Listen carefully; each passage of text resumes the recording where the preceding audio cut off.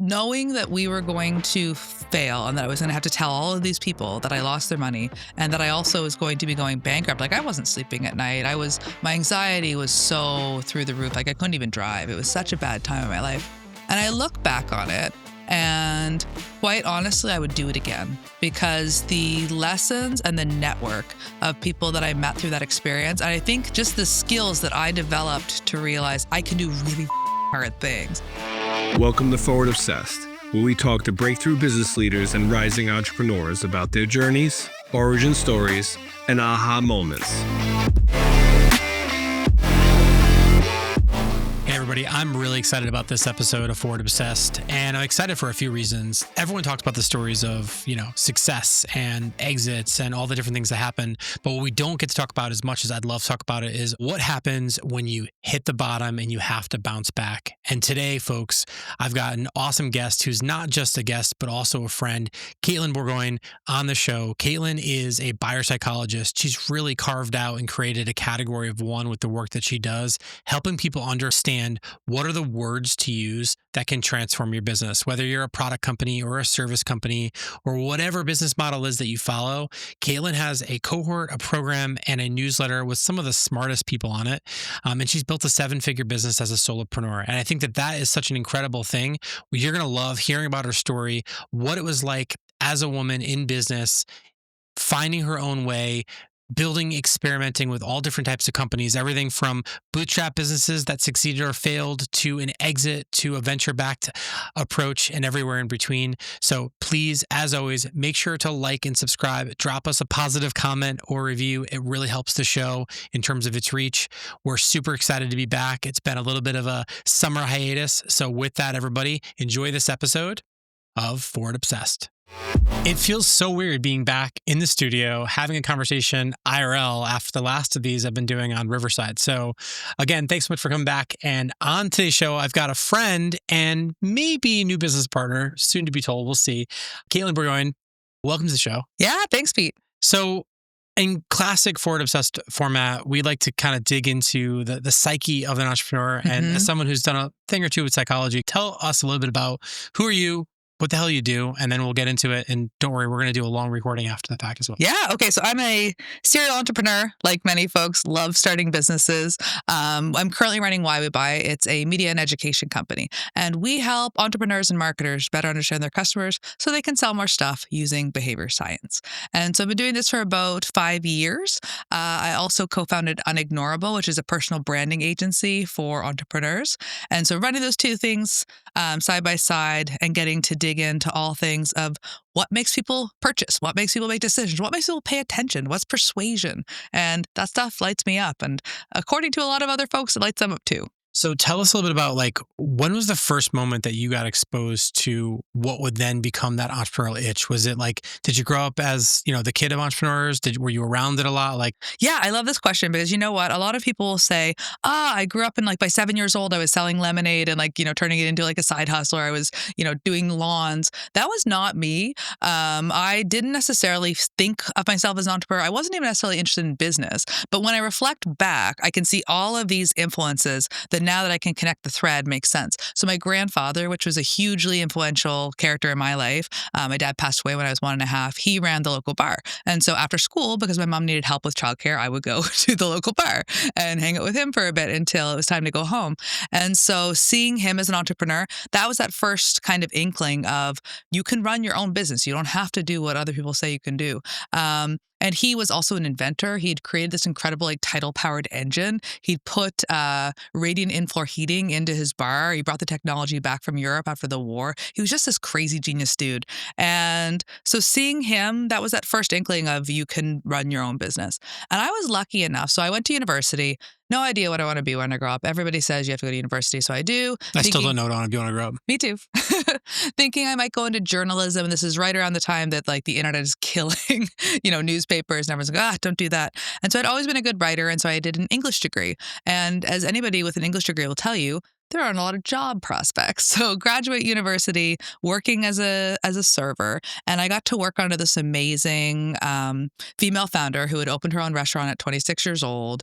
And previous to that, good friends of ours, I'd worked for them, also restaurateurs, started when they were young. So I'd see these strong female entrepreneur role models without realizing at the time that's what I was seeing. End up getting a recommendation from my then boss. She was the restaurateur in Halifax. And she said, I know you're trying to figure out what you want to do next. She's like, you're really great with people. You're a good writer. Maybe you should think about PR. And I was like, oh, that's a great idea. So then I went home and Googled what is PR because I had no idea. And then I was like, that does sound like something maybe I'd be good at. And so I ended up going back to PR school, getting my dream job at an agency. And once again, there's this really strong young woman who's running, she's a head of accounts there, and she was only a year older than me. And I kept seeing these influences that showed me not only can I potentially be an entrepreneur, but there's other women that are doing it too. And so that was, I think, the seeds being planted. And when the opportunity came where I got to start my own business, which we can dig into that story if you want, I think the reason I felt I could was because I'd seen women doing it, women that were not that much older than me. Yeah. I mean, a friend of mine says often, she says, if you can see her, you can be her. Yeah. So I think that modeling is super important, especially now, just the sheer small number of women that are getting venture capital and getting the support that they need. So love that you had those role models or references, at least to say, okay, I can go and be that. So what was the turning point moment where you're like, okay, you know what? I'm going to start my own business. Was it out of necessity? Was it out of desire? Like, what was the sort of like the hook there? I actually got incredibly weirdly lucky. So I was working at this agency. That had been my dream job. Once I came out of PR school, I discovered marketing. Never knew anything about it. And I discovered marketing. I was like, oh my God, I don't care about PR. I want to be a marketer and I want to work at an agency. And so I got hired at this agency as a temp. I'm there for about 4 months. I don't know this at the time, but I'm about to be offered a full-time role. But another guy reaches out to me and he found me on Twitter. And now I'm quite active on Twitter. Back then I was not. And I still, to this day, I don't understand what I'd posted that he happened to see. But he had just sold his own agency and he wanted to go off and do something different, much more small scale. He wanted to create a creative collective and he had this one big client that he wanted to serve, but he didn't want to have his own team. So he wanted everybody that worked under this roof, kind of like a Creative Commons type thing, to all run their own businesses and we could come together to take on bigger projects, but then be individually as freelancers. So he said, you come work with me. I'll give you 20 hours a week of consistent work, which I would be paid more than I was making in the agency just in those 20 hours. Wow. And you can then build your own thing on the side. And so incredible opportunity, great mentorship from him. Within a year, I'd hired my first employees. I'd actually kind of outgrown that role and was moving into a bigger office in the co-working space. But I don't think I ever would have just jumped into entrepreneurship if that opportunity hadn't come along. But it's one of those things that's like, you don't know what you want until you have the opportunity to explore it. Because now I'm like, I love business. I love marketing. I love starting businesses.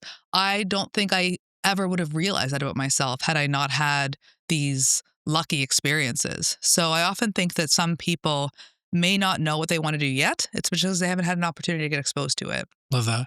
Now, at this time, was that what ultimately became Red Riot? Or that was Red Riot. Yeah. Awesome. Cool name, by the way. Thanks. What's the origin story of the name? Basically, you needed to fight to stand out. And fight is riot, red is bold, and burns your eyes. And so it was this kind of combination. I love our old logo. I did it myself. It was this combination of that kind of grunge punk, word riot, but then red was really minimalist and kind of futuristic. And it was this combination of things. So, I love that. Yeah. Really cool name. It definitely stands out for sure.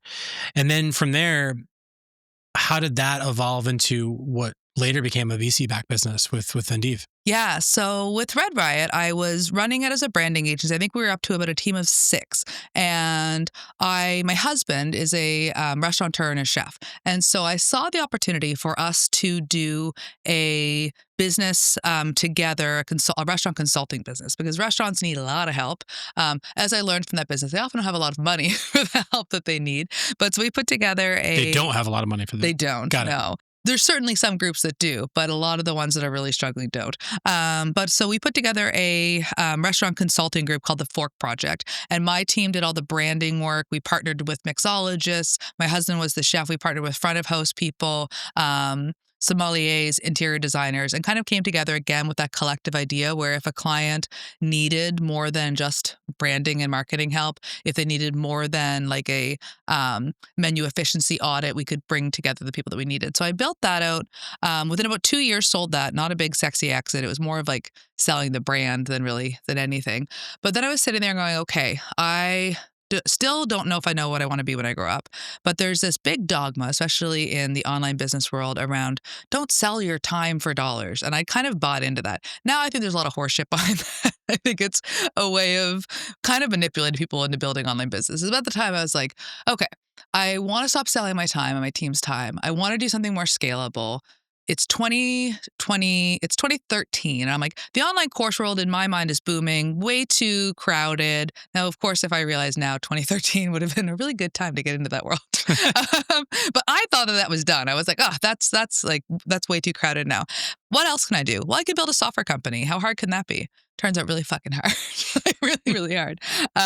So I ended up taking, my team that was working in the agency, and on the side in our downtime, we were building our first software product. It was a two-sided marketplace for women entrepreneurs. They could buy, sell, and swap skills. It wasn't supposed to be specifically for women, but I went off and did a lot of customer discovery. And I found that a lot of women were already doing this with each other, women business owners.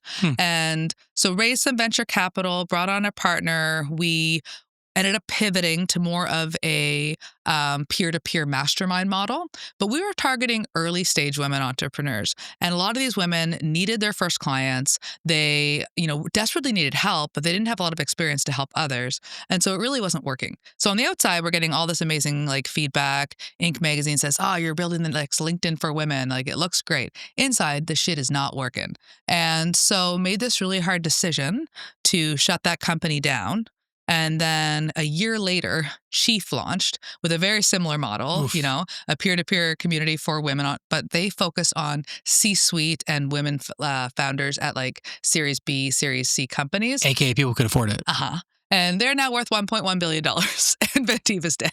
So that was a great learning experience, but all the shit not to do. So tell me, as someone who is very introspective, and I know you off camera as well, and I think you're a really awesome human. So I have to imagine Ditto. taking a loss there, getting sort of letting those investors down, I'm sure really weighed on you. What was that like? Take us back to that time emotionally for you. I mean, at the time you're married, I think you said. I'm married. I left out a piece of the story that made it even more challenging emotionally, which was that I knew that if that company closed, I'd have to go personally bankrupt because I had taken on a lot of personal debt and loans because as we were trying to raise money initially, we kept hitting the same wall with investors. And they were like, you're running two businesses. You've got your agency and that's where your focus is. And we're not going to invest until you're all in. And I'm like, I'm not some rich kid. I don't have a trust fund. I have to pay those people and do work so that I can funnel that money and their time into this. And so eventually, after just hitting that same objection from investors over and over, I said, you know what? I'm going to take out a bunch of personally guaranteed debt and I'm going to move the team all in. And so made that decision. So when I knew that the company was struggling, we took on a lot of VC money, but we also had a lot of friends and family who put money in. And not a lot, my co-founder, she had, it was more so her contacts, and it wasn't a lot of money each. At the time, it seemed like an extreme amount of money to me, 10K checks, 20K checks. It's people's hard-earned money. So it's people's hard-earned money. Knowing that we were going to fail and that I was going to have to tell all of these people that I lost their money and that I also was going to be going bankrupt. I wasn't sleeping at night. My anxiety was so through the roof. I couldn't even drive. It was such a bad time in my life. And I look back on it and quite honestly, I would do it again because the lessons and the network of people that I met through that experience, and I think just the skills that I developed to realize I can do really fucking hard things. What we were able to achieve we raised a very small amount of seed capital. What we were able to achieve with the tiny team that we had and the limited capital that we had, we were outranking people who had raised millions of dollars and had the 30 people teams. And in terms of the traction we were getting, the problem was that the model was just not there and we just ran out of runway. And there was just no way figuring out how to go from what we've been trying to build, which was looking at your traditional social network where you figure out money later, right?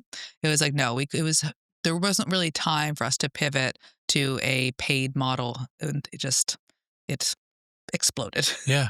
No, I appreciate you sharing that. And I think I've known a lot of people who have, gone, bankrupt or gone bust for one or many reasons.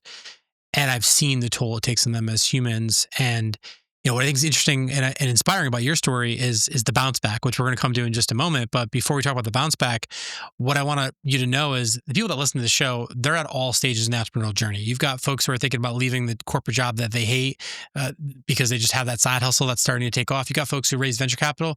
You've got been there, done that entrepreneurs. The question I have for you is for folks that are facing those dark days, maybe it's on the brink of a bankruptcy or on the brink of a bust. So many businesses, more than 90% of them are failing at this point. What do you say as someone who said, hell yeah, I'd do it again? If you were talking to them, talk to that audience right now and tell them how can they get through it? What are some things that they can do so that they can bounce back and do some version of what you're about to talk about in a second? The one thing I would say first is one thing that I did that I think was unexpected, especially within the entrepreneur community that I was coming from, was I was very public about our failure. What happens a lot of times is people would just kind of quietly shut down. Maybe their close friends knew that something happened. There was buzz and whispers within the startup ecosystem, but nobody really came right out and talked about it. They didn't talk about the lessons. They didn't talk about how hard it was. And so there was this real secrecy and shame to failing. And for me, maybe this is my ADHD personality. Maybe this is my childhood trauma. Who knows? But for me, I needed to share that this happened. I needed to be public about it. So I started blogging, and I wrote this blog. It was called I killed my startup and then some crazy shit happened, because actually some crazy shit did happen. So once I made a decision to close it down, I had been part of a entrepreneur kind of ecosystem, much smaller than District, but same idea. And there had been a board of entrepreneurs who basically looked over the companies that were there, gave them direction, feedback, and they were checking in with companies on a monthly basis. And when I told them the news that I was decided to close it down, they said, we somewhat saw that this was coming. We saw how hard you've been working.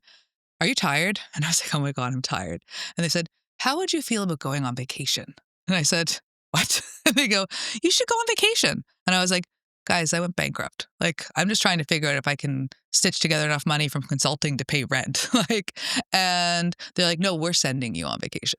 And so that was, even thinking about it now kind of makes me tear up. That was incredible. The VC that had invested in us, they came to me and they were looking to hire a VC, and they wanted to offer me the job.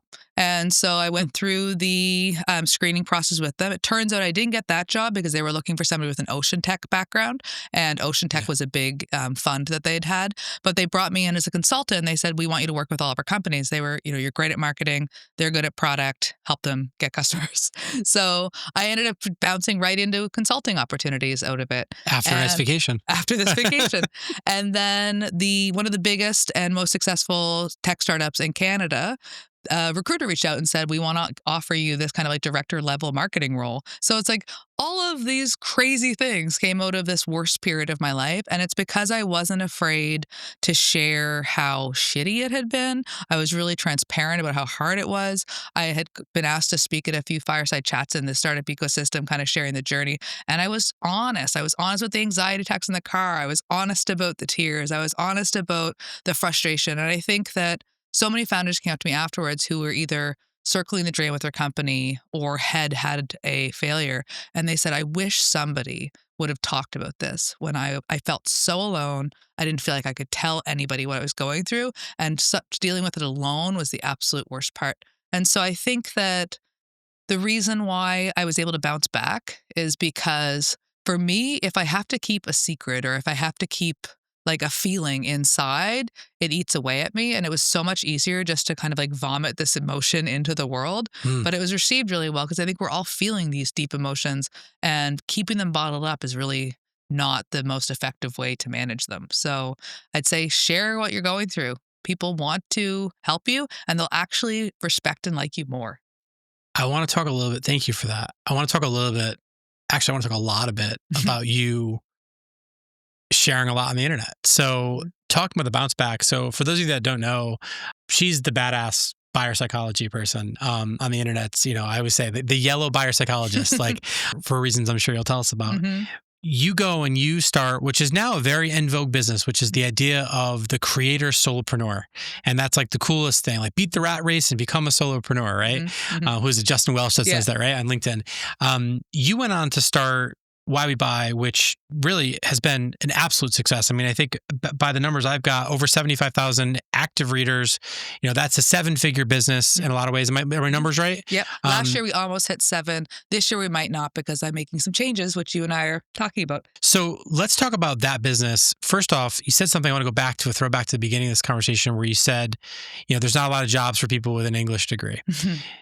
What you've taught us with Why We Buy, maybe you can talk a little bit about what Why We Buy is, just for those that aren't nerdy on it like I am, and I'm sure they will be after this episode. But words are weapons. Words open wallets. In a lot of ways, it's quite literally a business that you've built.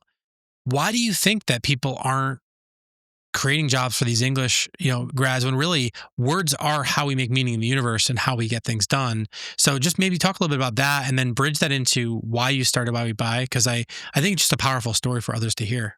So I think when it comes to people who understand the power of words, there are certainly entrepreneurs who have always got it. And some of them have built the biggest companies in the world, right? Steve Jobs understands the power of words. Jeff Bezos understands the power of words. I think that where they sometimes don't get the people who are great communicators, who are great copywriters, don't get the credit that they deserve, is that for so many years, words felt easy and software or product felt hard, right? It's like whether you're physically launching a physical product into the world or you're building something, that takes a lot of scaffolding and energy, and words just come out. We all can do it. And so I think whenever it comes to a skill that everyone can kind of do, maybe they discredit the value of somebody who can do it at a very high level. I think that we're at a time in like business and the landscape in general, where people who can communicate well are going to be the winners, because you have to have great ideas and you have to communicate those. And before, you could it took a lot of effort to turn an idea into a thing. Now it's not that much effort, and you can actually do it yourself, even as a non-technical person. So I think getting people to actually want your thing is going to be where the real superpower is. And that means building something people want, which, Paul Graham talks a lot about that, but making people know why they want it. Because there's too many products out there that people do want that they'll never discover because they've been poorly packaged. The messaging is shit, and people don't understand why they should want it. And so I think it's our job, and it's really a renaissance time for, as you were saying, like for ideas people. But because if you have big ideas and you can put those out and communicate them and help people to understand them, building them's now become the easy part. So I think it's a really cool time to be a word nerd. I love that. And so what is Why We Buy, just for the audience? Give us a quick kind of tidbit on it. But more importantly, in that, I'd love for you to weave in what got you so obsessed with buyer psychology, because I think it's a very unique thing to talk about. I mean, I've been a marketer my whole life, and I think it probably was doing it for 10 years before I even heard of the term buyer psychology or behavioral economics and all the stuff that you talk about. So talk about that. Yeah. So Why We Buy is a mistake. So Why We Buy was never supposed to be a company. And so going back to the work that I was doing with these early stage startups that the VC was paying for, I kept seeing this consistent problem, which was that these were these brilliant people who were really great at building technology, and they did not understand the people they were building it for. And there was some real confusion, even amongst the leadership team, around who their target customers were, what those people wanted and cared about. And so I saw this consistently, and I was like, you know what? I don't want to do another tech startup. I do see the need for startups and businesses to get better customer insights and to use those to make better business decisions. And so my plan was actually to create a productized insights agency. So this is back in 5 years ago. Pre-COVID. That was the plan. I'm working on that. And I built a newsletter to be pipeline for this future agency that I'm building. And of course, being a kind of great at packaging and strategy and that sort of thing, I'm like, nobody's going to want to open a newsletter every week about buyer research. Nobody gives a F about buyer research. Everyone wants the insights and they want to be able to make good decisions. The R word is allergic to a lot of founders and entrepreneurs. They don't want it. It's like telling somebody that if you want to lose weight, you have to diet and exercise. It's true, but nobody wants to buy that. So I was like, I think that I need to have something else, something sexy, something that's going to get me in their inbox every week that they're actually going to enjoy. And at this time, I had discovered and completely become obsessed with jobs to be done theory. And so I asked myself, what job is somebody trying to get done when they hire an insights agency? And the answer was, well, they want to understand why their customers buy. So then I said, okay, so research is one alternative solution to get that job done. What are some others? And that's how I landed on psychology, buyer psychology, behavioral economics. And so I'd read a few books, everyone's read Influence by Robert Cialdini. I remember reading Contagious by Jonah Berger, Why Things Catch On. I remember those books just really stood out to me as like, this is the real juice. Like, this is like, we talk about all this tactical stuff and like all of this like dogma in the marketing world. I'm like, this is the shit. This is the shit that matters. And then of course, jobs to be done. And so I was like, I will start a newsletter on buyer psychology. I'll explore one cognitive bias in every issue. I never use the word cognitive bias anywhere in any of our marketing materials because nobody knows what the fuck that is. Buyer psychology is not even a real term. I kind of made it up. I'm sure you'll find other people using it, but like it's what I say because it's easy to understand. But I was like, I'll write a newsletter on this. So start the newsletter. And around this time, the newsletter we probably put about 4 issues when I found out I was pregnant, which was exciting because we had been trying to be pregnant. But it was a weird time in our life because my husband had lost his job during the pandemic. He had one of those overseas jobs, couldn't travel. And him and I had started a business together, which was not going very well. And my business, my kind of consulting business, was paying the bills, and we're putting all of our time and energy into growing this other business. And so let's just say I'm real tired. And we end up, we have the baby, everything's going well. We're trying to figure out what are we going to do because like it's really clear that this other business is not going to work. And we're new parents, and my husband had an accident and he broke his neck.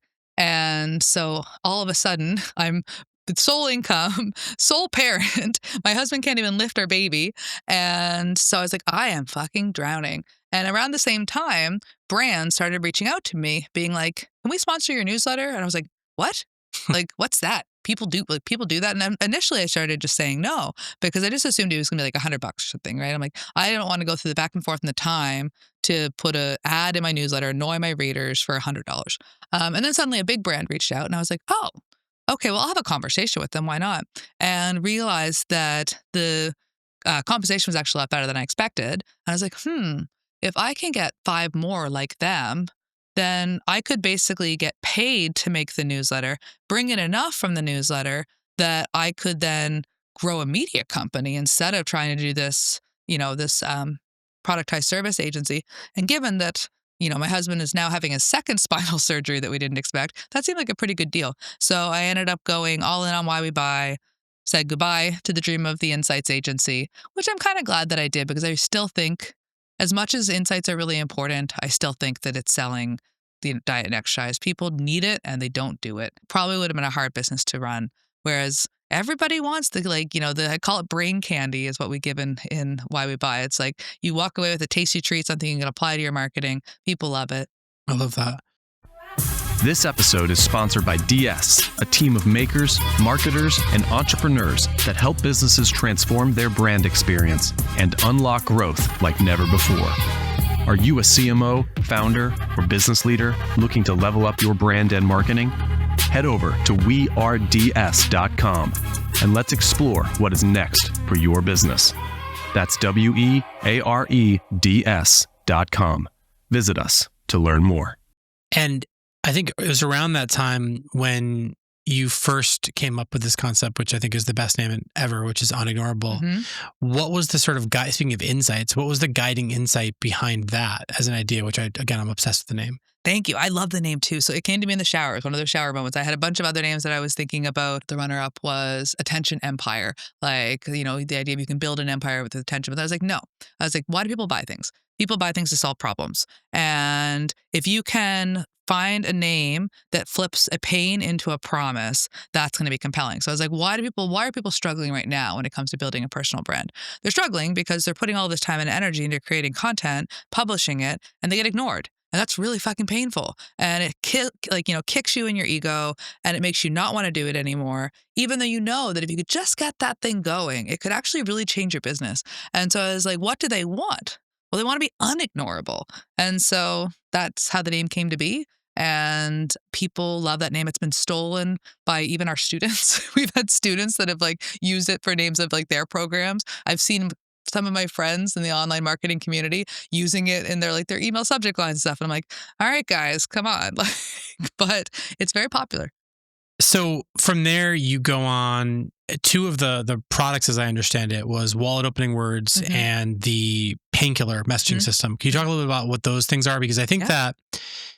I think wallet opening words and the painkiller messaging system are something that right now any entrepreneur or any VC that's listening to the show right now Mhm. really wants and needs Mhm. because of just how hard it is to break through. In a world where everybody can just spit out words at the stream of ChatGPT, it becomes very difficult to choose the right word. So talk a little bit about what is wallet opening words and painkiller messaging system just for the audience to know about. So I'll share with Wallet Opening Words first because it was the one that we developed first. And I co-created this with Phil Agnew. And Phil is another buyer psychology nerd like me. He's the host of the Nudge podcast, which is the #1 marketing podcast in the UK. And it's all about buyer psychology, the science of purchasing decisions. So I came to Phil with the idea and I was like, you know what? Like, I think that there's so many copywriting courses out there. They're long-winded. They're like, you have to go through like 40 hours of video lessons. And the problem is that that's not the way people write. Like, you want something you can easily reference, something that gives you kind of the 80/20, where you can find the things every time you're sitting down to write, you can feel inspired.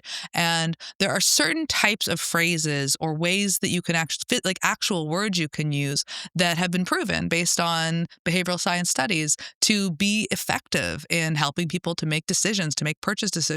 And so we decided we'd find 27 and a half of them. And I can't tell you why it's a half. You'd have to buy it to know. But 27 and a half of these wallet opening words. And in each chapter, we explain the concept, we give examples, and then we built GPTs that actually allow people to write their own copy and improve their copy applying these concepts. And so I call it a conversion copywriting system. It's really a interactive PDF with these GPTs. We've got a couple tools to help you plan copywriting experiments. But unlike the plethora of copywriting courses out there, this is something that you can consume in a couple of hours. It lives on your desktop. Every time you go to write, there it is to inspire you. And you can use the bots that we built to apply this to your own writing. We have people, so it's not expensive. It's $129. We have people that have bought this that have said, I would pay $129 a month just for these GPTs. It's like, I can't believe I got these. I use them still every day.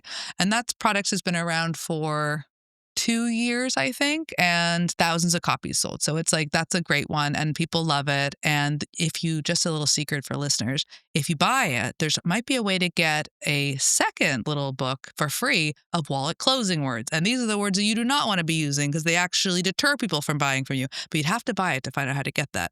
But it would be free. So that's wallet opening words. And then with Painkiller, the truth around Painkiller is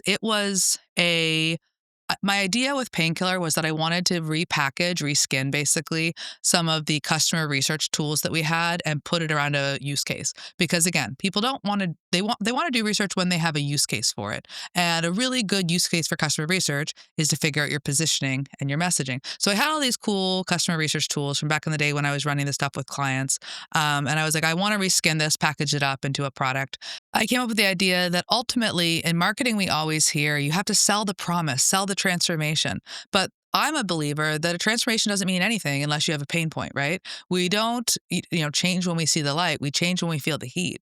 And so if you want to sell something effectively, you need to know how to take a problem and flip it into a compelling pain-killing promise. So with the Painkiller messaging system, we help people to understand how to basically position their product and then how to turn that positioning into messaging and direct response copy that they can test to see if their positioning is right. And we built, again, a bunch of GPTs to help with anything from doing market research to figuring out your positioning strategy to writing your initial copy. And people love that product. I love that. So really what I'm hearing is I can spend a couple $100 and get a 6-figure copywriter on my desktop. Yeah. The way that we compare it is like you could hire a $20,000 messaging strategist, or in 3.5 days, you can have it done yourself and it's under $500. I love that. That's awesome. So I want to talk about solopreneurship for a second because some people will say it's the most exhausting thing on the planet. Some people will say it's the sexiest, best way to run a company and they would never do it any differently. First question is, which side of the fence are you on? Ask me on the day, but I'll tell you that I think that I bought into the solopreneurship dream, and I think that I bought into it because I really wanted it to be true, right? I really loved the idea of, I don't have to run this big team and I've got low overhead expenses and I can, build these scalable assets that make a lot of money. And my business has been successful. I'm kind of I'm the poster child for it can work.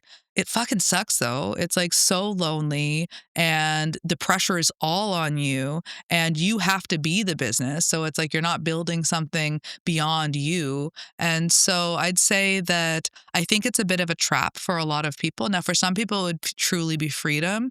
But for others like me who benefit and really crave a connection and a team and something to build together, I think that can be a good way to get started if you're coming right out of corporate or something like that. But if you've already been an entrepreneur, I think that you're going to find it really dissatisfying.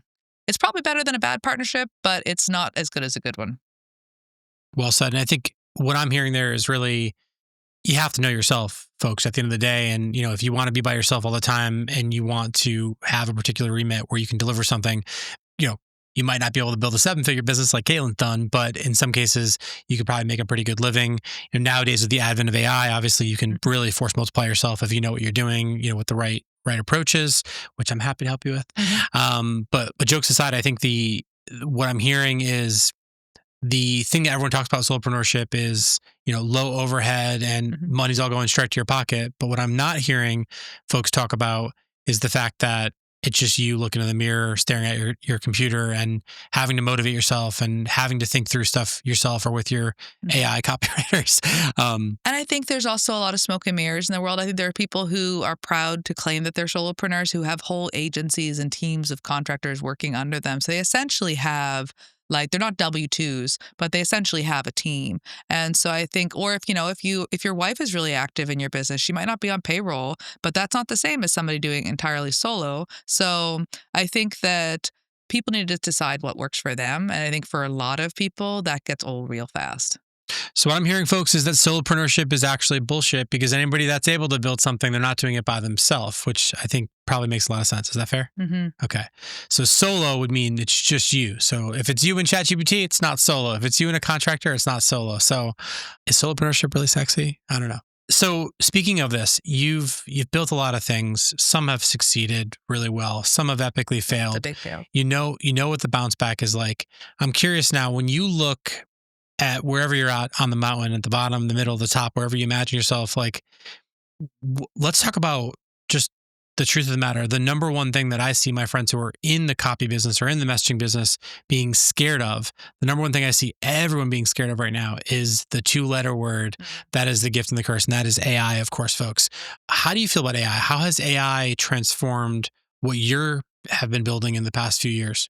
Yeah, I mean, I think a lot of people who come from the copywriting space, the messaging space, initially it was kind of like you look at the output and you're like, this is crap, right? And then you're like not worried about it. And then you start playing around and prompting and actually learn how to prompt well. And you're like, that's actually not that bad.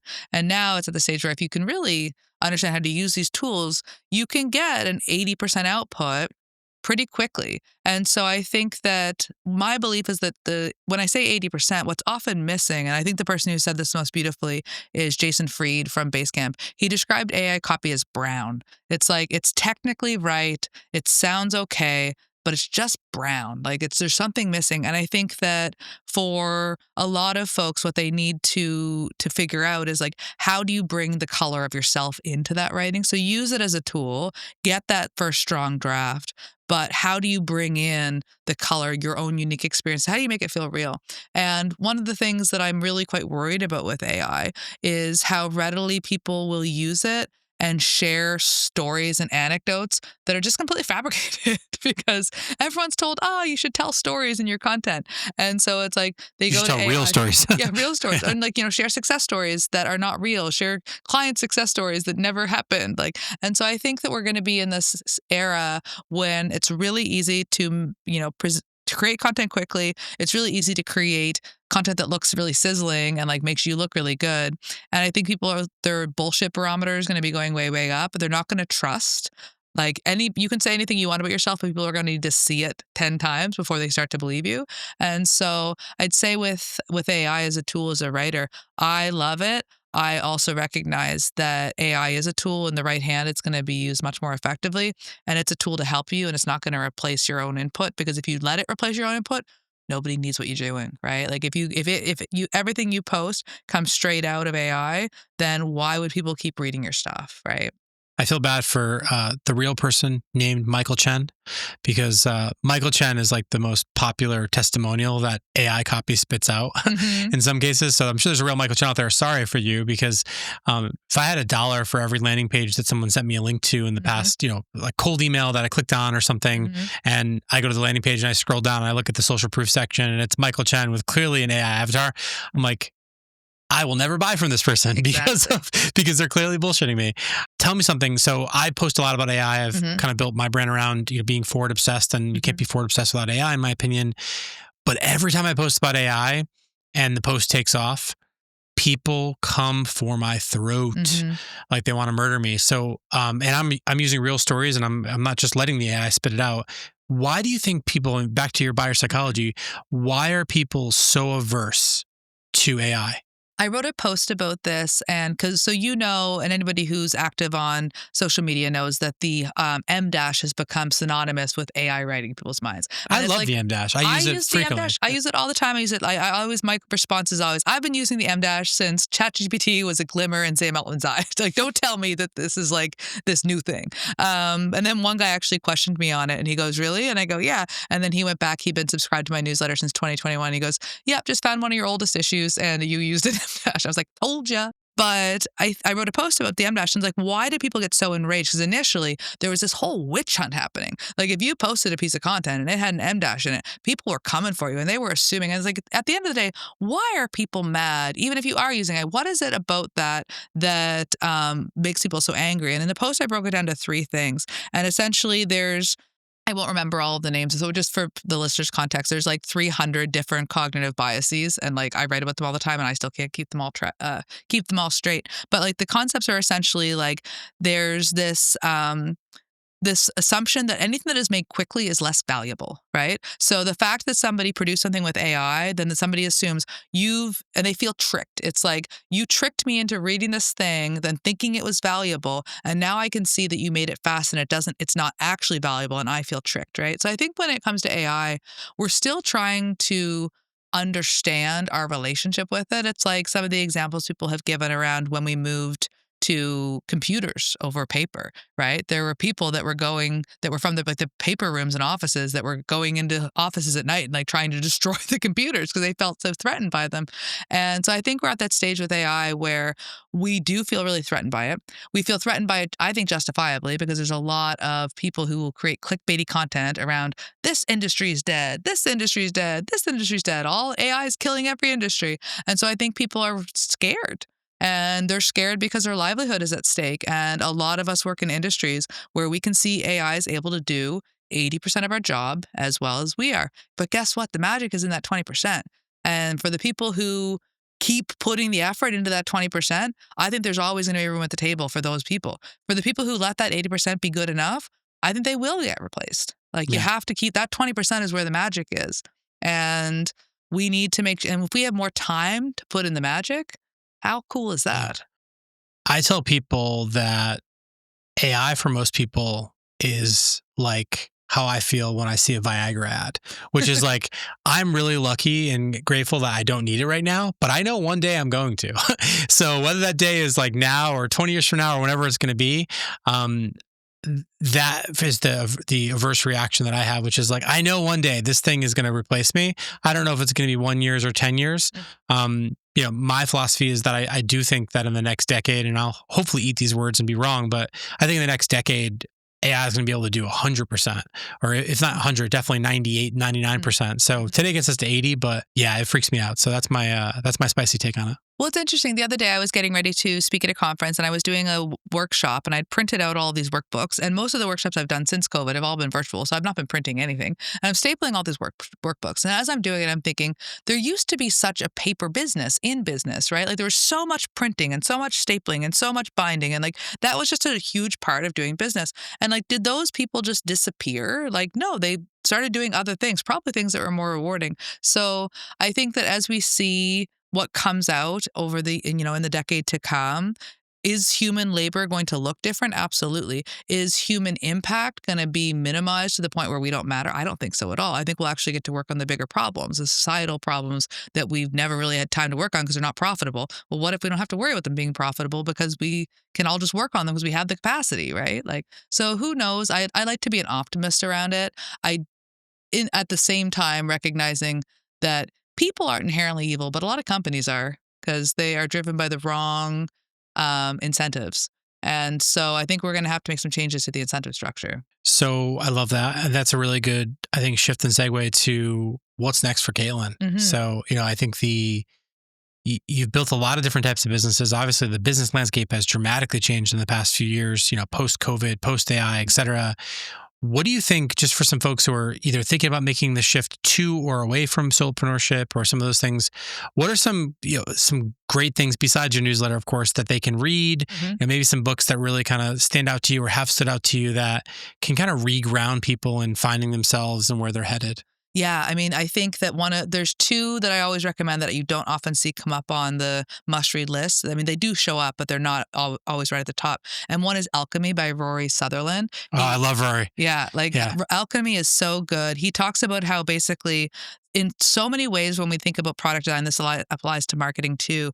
It's not in the logical solutions that you get the biggest impact. And one example he gives that I think is so good, he talks about how do you make a train ride better? Now he's in the UK. Trains are a huge part of their travel situation there. And he goes, you ask it like the average person, actually, well, make it faster, right? Like make the train ride faster. And he's like, yeah, and you could do that. And that would cost billions of dollars in engineering. You'd have to put in this like new train system and blah, blah. He's like, or you could just make it more enjoyable so that it felt faster, right? So you could like put beautiful like stewardesses on the thing and put TVs everywhere and like, make it more fun. And he's like, ultimately, when it comes to solving problems, I think we often have to look at the illogical solutions because the logical ones have already been done and they're usually the most expensive ones. So I love that book. I think it's a really good way to change how you think about problem solving. Another one that I love, and I think about this in everything that I build in business, is Robert Cialdini's lesser known book is called Persuasion. And it's about how what you say before you ask for a sale is ultimately what results in whether somebody says yes. So you think about a personal brand, for instance, right? If somebody has been out creating content for many years, they've been sharing success stories, they've been sharing wins with their clients, they've been sharing their own journey, they've been sharing frameworks that you were able to benefit from. When they then ask you to buy, you're going to be way more likely to buy because they've already persuaded you, right? They've built trust with you over time. And in that book, he breaks down a bunch of different tactics you can use for persuasion. And so I think a lot of us think too much about how to get the sale and not enough about what to do before we ask. I love that. One of the things that you just reminded me of with the train thing, and I didn't have nearly as smart of a Rory Sutherland type of take on it, but I remember I was doing some consulting for a large elevator company, and the problem that they were trying to solve was this whole kind of tension, waiting, awkwardness type thing, which was leading to like complaints in the building management, and they did an audit on the whole thing. And my team's suggestion, what we came up with was essentially, we said, just stick a screen in the elevator, and as the elevator is going up and down, kind of do kind of a fun animation and that sort of thing. We prototyped it, we put it out there, and the NPS scores went through the roof. And so for the cost of like basically a television set with an internet connection, it saved them, hundreds of thousands of dollars for this one unit, much less across all of the different elevators and all the different buildings. So it was this idea of like thinking differently. So it's funny, I just remember that. So thank you for the stroll down memory lane. So back to Katelyn. So what's next for you? So we've chatted about it a little bit, but like ultimately the world is changing, and I'm a marketer, and I recognize that marketing is going to change. And before, it would take a lot of effort and a big team to produce things that can now be produced fairly quickly and easily. And so what isn't changing? It's always something I ask myself. And it's what led me to get interested in buyer psychology, because marketing tactics and channels are always changing, but the way that people make decisions, that doesn't change that fast. And so I believe that what's not going to change is that people want to buy from people that they trust. And personal branding, it has been kind of a sexy space for a little while now. I think it's going to become less about being sexy and more about being essential. I think that people are going to recognize that if they do not have a leader who is showing up publicly and building trust for that company, that nobody's going to believe anything they say, and that it's going to be really important to have that. And so I think a lot more companies are going to make the investment in helping their executives show up and share stories, and doing it in a strategic way is something that a lot of people struggle with. And that's why I want to help them. So with Unignorable, we are looking at transitioning it. Previously, it was more of a educational cohort-based course. We ran it as a 30-day, 2-day challenge. It was really fun and designed kind of with Rory in mind. The way that we built everything into it was around like, how do you actually make posting fun in those early days when you're not getting a lot of feedback and your posts probably aren't very good yet because you're just getting started. But what I saw over and over was that the ones who broke out, we had thousands of students go through it. The ones who broke out were often the ones who had this really unique take on their market. They were the ones who invested in our VIP program. So they got to have one-on-one time with myself and Neil. And we got to help them kind of shape what their ideas were and how their message was going to be put out into the market. And those are the parts of it that lit me up too. And so I'm really excited about doing one-on-one work with entrepreneurs, helping them to find what we call their ownable ideas and to share, tease those out, shape them so that they're palatable to their audience and they're viable. Because a lot of us have big ideas that are kind of self-serving. We need big ideas that are things that people want to buy into, right? That make them feel good, make them look good. That's the goal. Still trying to figure out what that business looks like. That's what you and I are talking about. I can see so much opportunity. I can also see all sorts of pit holes. So figuring out how to explore that, and can we deliver on that promise? Can we do it in a way that is really valuable for the clients and makes us money? We will see. Awesome. This has been an incredible episode. Again, thank you everyone for tuning into another episode of Forward Obsessed. Katelyn, where can folks go to learn more about you, to learn more about the work you do, and to get exposed to all these wallet-opening words and painkiller systems? The best places to find me are on X. It's Kate Bour. At Kate Bour, and then on LinkedIn, I'm Katelyn Bourgoin. You can go to beunignorable.com to get on the wait list to find out what we're building there. And you can go to learnwhywebuy.com to get on the newsletter list. Awesome. And as always, folks, all those links and everything will be in the show notes. So please be sure to like, subscribe, and share that stuff. And with that, stay Forward Obsessed, everybody. Thank you for listening to Forward Obsessed. Please share this episode, subscribe, and leave a review on your podcast app. If you'd like to contact our team, visit us at forwardobsessed.com.